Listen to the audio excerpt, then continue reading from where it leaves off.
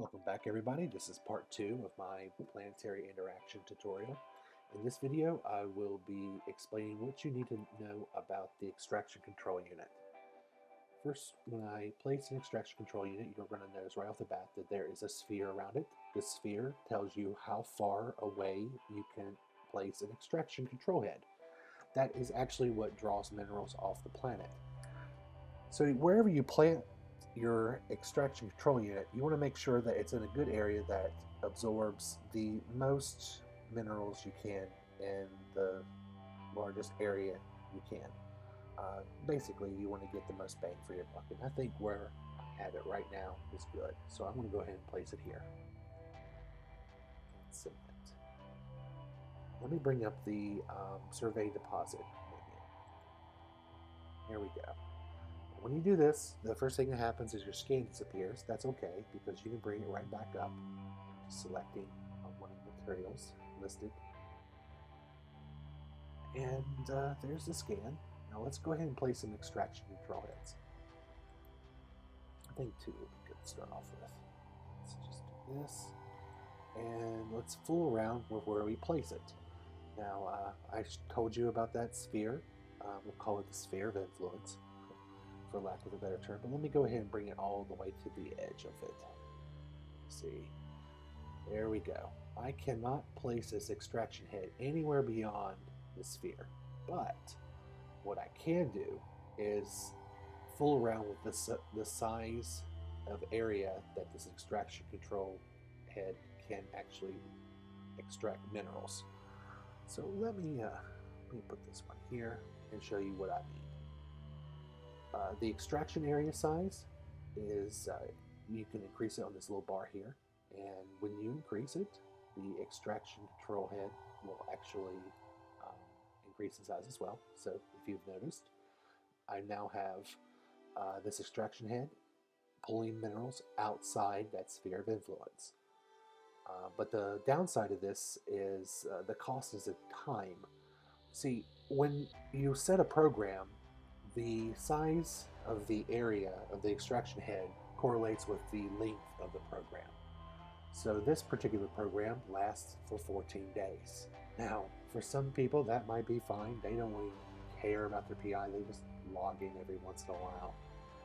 Get it, whatever. And a lot of people actually do it very dutifully. They do it like once a day. And you can increase your program to be about the size of a day. So let's just play around with that. There we go. Now you notice that my extraction head got much smaller, but my program is pulling lots of minerals out pretty quickly. Each cycle is determined on the length of a program, and also another variable, and I'll explain that in a moment. But right now, this particular cycle runs every 15 minutes. But we're going to increase this to what I usually do when I place PI colonies, is every 4 days.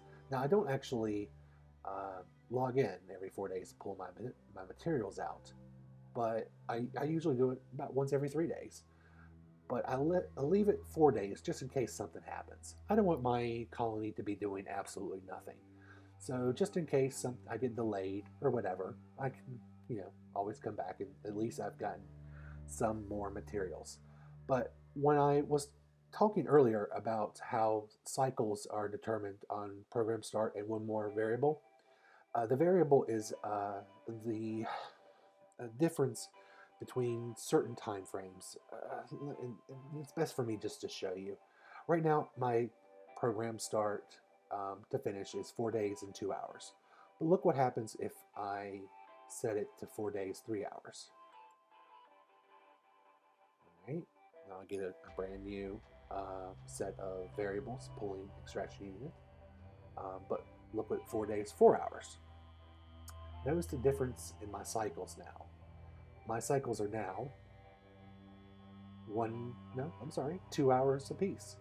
Every 2 hours I go through a cycle, which means in this particular cycle, cycle 6, in 2 hours I will pull 20,956 units of material from the planet.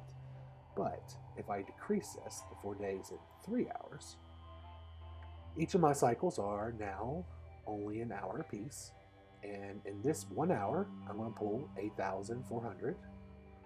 But in this hour, I'm going to pull 13,152 and 11,240. See, you see, you get more minerals the smaller the cycle, usually. You can play around with this, and it is going to take you a little playing around with to fully understand it.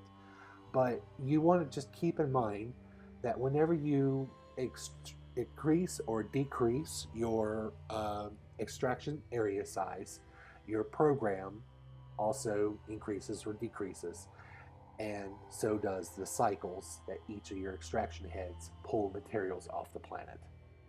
So we're just going to go ahead, just for the sake of this particular video, we're going to go ahead and install this program. There we go. So now my program is running. Of course, it's not going to do me any good until I submit it.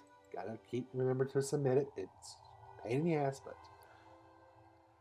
now it's obviously not going to get me anything because I have nothing else in my colony but this extraction unit. But let's go back into the menu. And there is a cooldown from anytime you make a change. Right now it's 39 seconds, but it's a minute. So I can't make any changes for another minute. But again, your colony really depends on how you set up this particular structure. It's probably the most important structure in the colony for you to understand. So please feel free to play around with it. And don't get intimidated about it. You're going to, of course, make mistakes. But above all, just remember that you're going to be fine if you do anything else. Do this one thing right. Wherever you place your extraction control unit, make sure it's in just a good spot where you can pull the most minerals out of the planet in the least amount of area. So that's it for this particular video. You can join me for part 3, where I will be adding another extraction control unit and fine-tuning my colony. See you then.